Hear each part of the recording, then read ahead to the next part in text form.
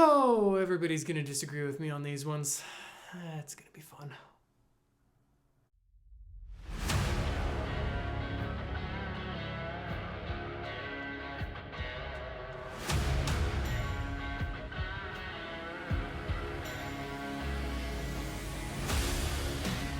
Hey, what's up? My name is John Bonjour. I am an artist and a film enthusiast. I have drawn some art and I have some film to enthuse about. This is my final video in the Halloween retrospective series, so we are going to be covering the Blumhouse David Gordon Green Halloween trilogy, which is Halloween, Halloween Kills, and Halloween Ends. Now, before we jump in, I just want to stress something really important. Film is a medium for all. Everyone should have their own opinion, and everyone should be able to express that opinion without being shut down. And I probably have an opinion that you're not going to totally agree with on these movies. And if that's true, I don't give a shit. It's my video. Shut up. I'm joking. I really do. I actually do want to hear if you disagree with me. Please comment down below. Whatever you think. Really just love me. Just love me. Anyway, jumping right in. Halloween 2018. My original experience with this has been fun. I watched it in 2018 when it came out in a theater with a buddy of mine who I think hated it. I'm not entirely sure. All I know is that it ended and he was starting to stand up and I was like, are you not going to watch the credits? And he was like, I have such a headache. Can we go? And I was like, oh, okay. Okay, so that's the energy we're going to have talking about this movie. Cool. I loved it. I loved it when I first saw it. And I have loved it every year since then when I've watched it. It has definitely become a yearly watch for me, just like 1978's. And honestly, I think this movie is genuinely great. There's a couple coming down the line, the next two, that I feel like I'm going to have to defend a little more in terms of why I like them. Spoilers, I like all three very much. But this is not one that I feel like I have to defend all that much. I think it's just a really solid movie, which is very good. My favorite kill in this movie is probably the babysitter. It's obviously just like a classic kind of staple of the genre at this point, but you get that kid that's worried that the boogeyman's in his room. She comes in to take a look at it. She's like, don't worry, nothing's in here. Pushes the door. You get that great scare where he's behind the door and he pushes back. I also saw an image of that kill in, I don't know, like some part of marketing, probably on Instagram. The way it was shot was just very intriguing to me, and it really was a huge part of why I was interested in going to see this movie in the first place. But also a huge part of why I was interested in seeing any of the Halloween movies, because time for me to admit some of my shame. I'm pretty sure I hadn't seen anything but the first Halloween. Nope, I hadn't even seen the first Halloween until this came out, until about a month before this came out. That loses some nerd cred right there. It's gone. There's nothing I can do about it. There's a lot of positives to say about this movie. It's very well shot. The pacing's really solid. I think it does enough to call back to the original Halloween without feeling like just a retread of the same movie over again. I also think the kills are very good. It feels very much like Halloween. All of these things are really solid. They all come together really nicely to create a modern adaptation of a 78 original classic. I would also say this is probably the best mask we have outside of the original. Actually, no, I feel confident in saying this is easily the best mask we have outside of the original, because look at it. It's great. I like the weathering, the way that it gets textured, the way that it looks older. That's a great concept, and it kind of shies away from doing some of the dumber things that these movies have tried to do, a la CGI masks or trying to do something completely different. Just go with what makes sense, and that's what I think this movie does really well. It's a lot of pretty basic concepts that are just executed really well. But not all of it works. Some of my negatives, I would say the biggest negative, probably. No, definitely. Dr. Sartain, what are we doing? What are we doing with that? I think there's at least one thing in all three of these movies that is just such a decision. They just made so many decisions, and some of them are not great. I feel like his whole obsession with understanding Michael and what he gets out of killing, there's a way to look at that that's like kind of a satire on some of the older Halloween movies that have felt like that's a necessity to explore. But I just don't think this movie's quite smart enough for that to be true. So it ends up coming out feeling like he's just some weirdo freak who maybe they thought was going to take over the mantle at some point. It feels cheap. It feels cheap and gimmicky instead of interesting and well written. I would also say some of the pacing in this movie is not the best. The more I've seen it, the more I can kind of tune out parts of it and then kind of tune back in when it gets interesting again. I don't know if that's really a symptom of the movie as much as it is I watch it pretty regularly. Definitely every year, probably a couple of times a year. So maybe that's my fault. Maybe I just need to give it a little more room to breathe. But either way, there's other movies that I can watch way more than that and still not feel like they have any major problems. So I guess that shows up. But yeah, that kind of sums up my thoughts on this movie. I appreciate what they went for. I like this kind of requel idea. This came out before it was way overdone. So it was still interesting at the time, and I think probably is the most interesting of them. Maybe Scream. But outside of that, it's one of the more interesting of them. And I think it does a good job introducing Karen and Allison, some new characters to kind of play with and do some generational stuff with that I think is interesting. It feels a lot like what they were trying to do with John and H2O and just could not swing it. So it's nice to see that working in these movies. They're well shot, they're very interesting, they're not high art horror, but they're fun slasher movies. Obviously, this isn't as good as the original Halloween, but I do think it stands on its own, even without watching the original Halloween right before it. It's a very interesting, engaging movie.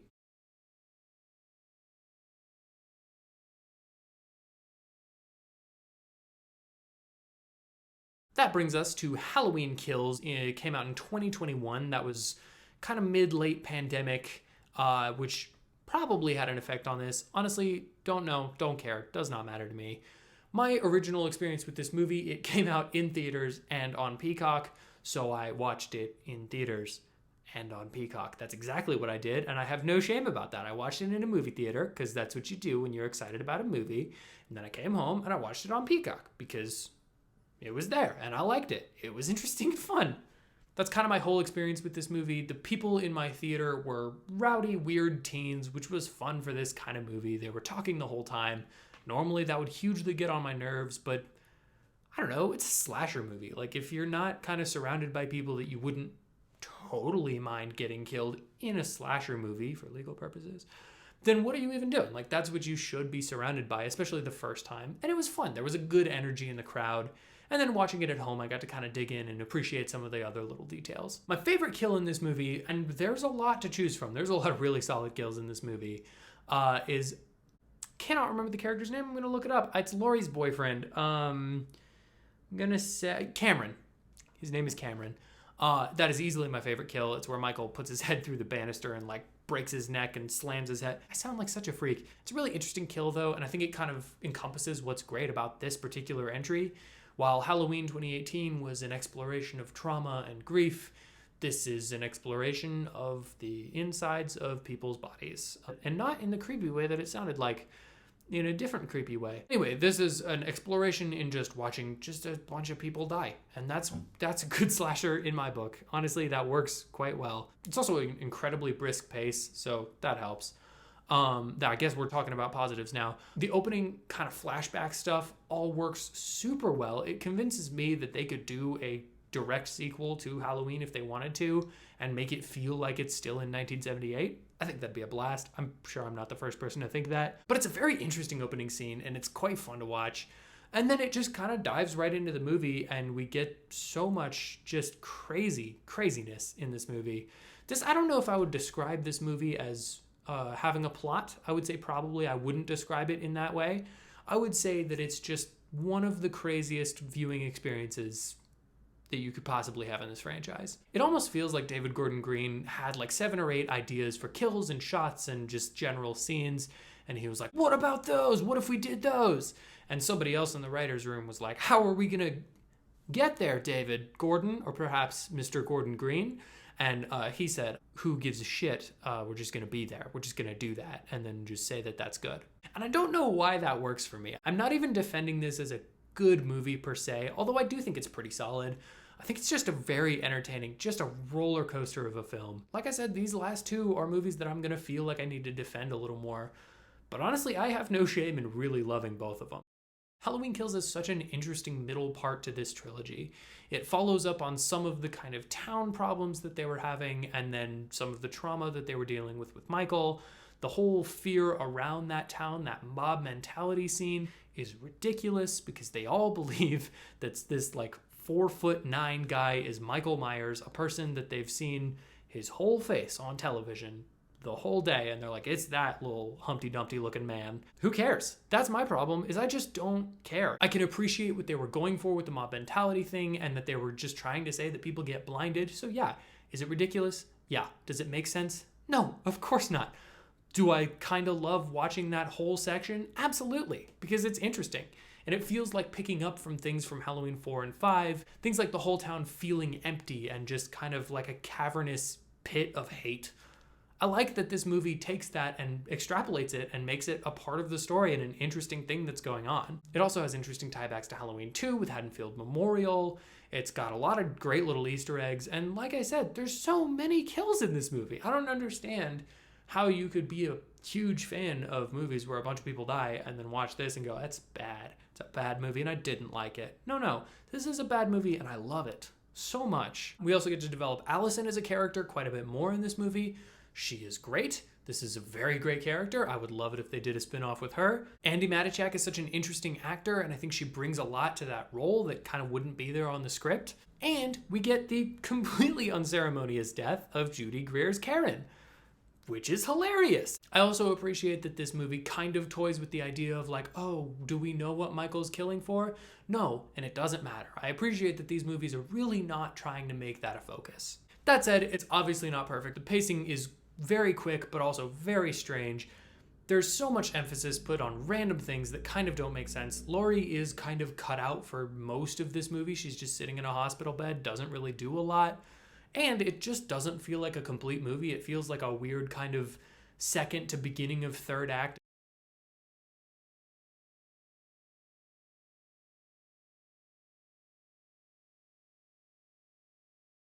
Moving on to a movie I am significantly less proud of really enjoying. Halloween Ends came out in 2022, I think.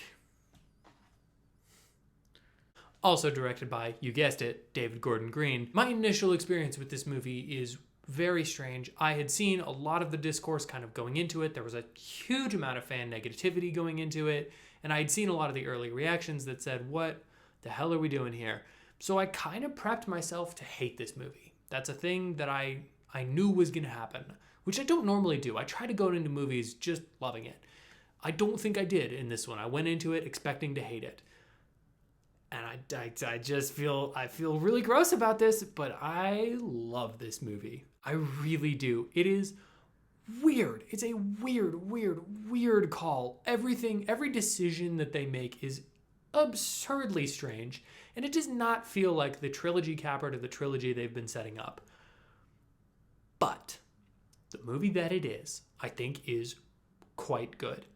I legitimately believe that this is a good movie if you take out all of the expectations and all of what you think it should be, which is a thing we should be doing all the time. Again, like I admitted, a thing I did not do, but I happen to come out loving it. And I think that's what we need to do with this franchise. I talked in an earlier video about recency bias being a positive and negative thing, and I think this is a great example of that. Halloween Ends is currently, I believe, the most hated Halloween movie, just behind Halloween Resurrection. Resurrection's still winning that race, but I'm pretty sure Ends is in a close second.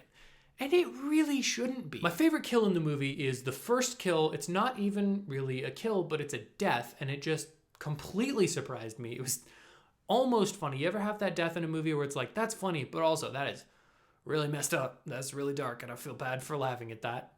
That's exactly what this is. The kid's death in the beginning of this movie. Corey is our new babysitter, who becomes a profoundly important character in this movie, and he is accidentally medium somewhat responsible for the death of a kid. It's debatable. I love this scene. I love the opening of this movie because it's completely brutal. Obviously, I mean, you're killing a kid. That's rough. That's rough from the start. But also I appreciate that it kind of sets the tone for the movie. It's tense. It's kind of panning around looking. You're always looking for the knife missing. And even a couple of times there is a knife missing. And you're like, okay, here we go. Michael's getting into killing again. And it ends up not being Michael. And it's just an accident. Completely out of left field, took me by surprise. I think it's just a great scene, and it's a really interesting kill. There's also many other interesting kills, most notably Michael Myers. Again, a thing that is a bold choice, really bold choice to just end Michael, but I really appreciate it, and I think they did it in an interesting way. That's a part that does feel like the kind of cap to the trilogy they've been setting up. The whole town gets together and just puts him in a meat grinder, and I think that's uplifting. I really do have a lot of positives for this movie. The title credits are really interesting. It's such a weird thing to start on the title credits, but the title credits are really interesting, and I think they very intentionally call back to Halloween 3 as if to say, hey, maybe this one isn't going to be exactly what you thought it was going to be. Maybe this is going to be a little bit less Michael Myers than you thought it was going to be. Maybe just a little bit. I will say, as I'm getting into these positives, I understand why people don't like this movie. I really do. I'm coming at you pretty strong. But I get why you wouldn't like this movie. I get why people, generally speaking, don't like this movie. It wasn't what people expected. It doesn't treat Myers with the reverence that they were prepared for. And honestly, it just takes several weird story turns. So I get why you wouldn't be on board with it. But I do think this is going to be one of those movies that in 10 years, 20 years, it's going to be a Halloween 3 of this franchise. It's going to be a movie that people look back on and go, wait, that was actually great. Why did we hate that? I'm already in that boat, and I'd like to make my stance, plant my flag on that little castle right there. I'm already in the boat. I think it's a great movie. One of my favorite elements of this movie, if not my very favorite, is Corey and Allison's relationship. And I mean that together and separately. So Corey is such an interesting character to me. I love what they did with him. They developed so much history and backstory on this character really quickly. So we instantly got invested in him, and then you get to see him slowly getting infected by this evil and succumbing to the hatred that the town has all around him and for him.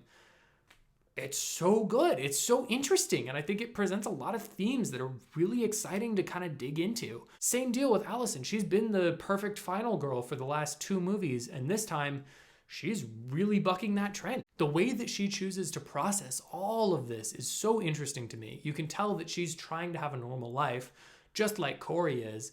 And then with Corey's relationship and with him kind of sinking into the depths, with Michael coming back, all of that spirals both of them together. It creates a really interesting harmony between these 2 characters that I think works incredibly well throughout the whole movie. I also love the way that this is shot. It's not super intricate or detailed. It's very plainly shot, but then sometimes it'll just linger on a shot for a little bit too long, or it'll be just slightly placed differently from how you'd expect it. It really ends up being pretty uncomfortable to watch. There's also some really, really great kills in this movie. Not really by Michael.